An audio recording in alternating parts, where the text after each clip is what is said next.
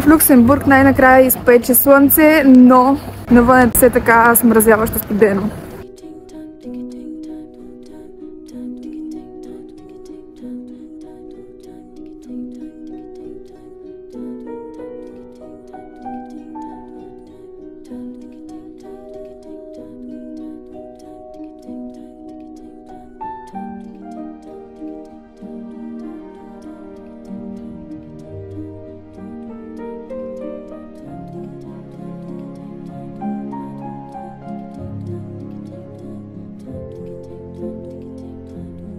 Пекарната се напълни. Аз съм ви споменавала, че изобщо не обичам и ми е много неудобно да говоря пред хора.